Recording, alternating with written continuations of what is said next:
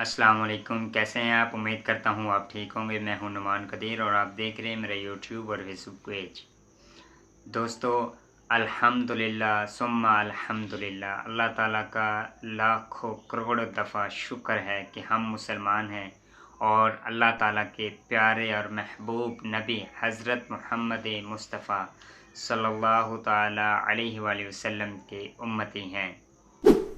लेकिन इसके बरअक्स अगर हम देखा जाए तो अल्लाह ताला और उसके हबीब सल्लल्लाहु ताला अलैहि वसल्लम के मुताबिक ज़िंदगी हम बसर नहीं कर रहे। यही वजह है कि हमारे यहाँ तंगदस्ती, कर्ज़दारी, बेऔलादी बहुत ज़्यादा फैल चुकी है। आज मैं आपसे तंगदस्ती के असबाब शेयर करूँगा। दोस्तों, तंगदस्ती के असबाब में सबसे पहला जो सबब है जो हमारी ज़िंदगियों में आ चुका है वो ये है कि बग़ैर हाथ धोए खाना खाना तंगदस्ती लाता है। नंगे सर खाना खाना तंगदस्ती लाता है और अंधेरे में खाना खाना तंगदस्ती लाता है।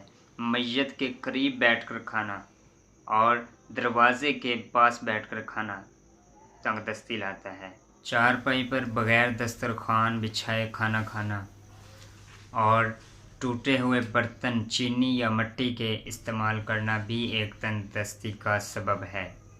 और इसके अलावा खाना खाने के बाद जो बर्तन होते हैं उनको साफ़ ना करना, ये भी एक तंगदस्ती की असबाब में से है। खाने पीने के बर्तन को खुला छोड़ देना, मतलब कि ढाँप कर ना रखना, ये भी एक बेबरकती और तंगदस्ती के असबाब में से है।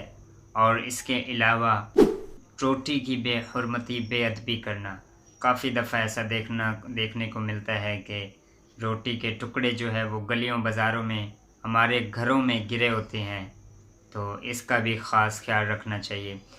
हज़रत सैयदना इमाम बुरहानुद्दीन ज़रनोजी रहमतुल्लाहि ताला अलैह ने तंगदस्ती के असबाब बयान किए हैं। उनमें से एक सबब ये भी है कि ज़्यादा सोने से भी तंगदस्ती होती है।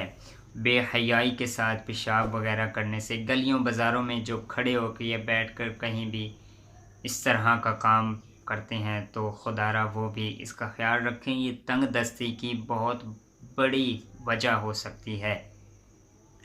प्याज और लहसुन के छिलके खाना, एक तो होता है ना प्याज खाना, वो नहीं, प्याज वगैरह के छिलके खाना भी तंगदस्ती के सबब में से एक है। कपड़े से झाड़ू देना और रात के वक्त झाड़ू देना भी तंगदस्ती का एक सबब है। वालिदैन को उनके नाम से पुकारना, ये भी एक तंगदस्ती का सबब है। इसके अलावा जो लोग खाना खाते वक्त जो ज़र्रात गिर जाते हैं उनको नहीं उठाते, इनमें सुस्ती करना भी एक तंगदस्ती की सबब में से एक है। और चेहरा लिबास से खुश्क कर लेना, नमाज फ़जर के बाद मस्जिद से जल्दी बाहर निकल आना और इसके अलावा नमाज में जल्दी करना, गुनाह करना और ख़ुसूसन झूठ बोलना, चिराग को फूंक मारकर बुझाने से भी तंगदस्ती होती है। और इसके अलावा टूटी हुई कंघी इस्तेमाल करना भी तंगदस्ती के असबाब में शामिल है। दोस्तों, उम्मीद करता हूँ कि आज की इस वीडियो से आपको तंगदस्ती के असबाब मालूम हो गए होंगे। आइंदा वीडियो में इंशाल्लाह आपको तंगदस्ती से हिफाजत के तरीके भी बताऊँगा। मिलते हैं नेक्स्ट वीडियो में इंशाल्लाह अज़्ज़ा वजल। जज़ाकल्लाहु खैरा।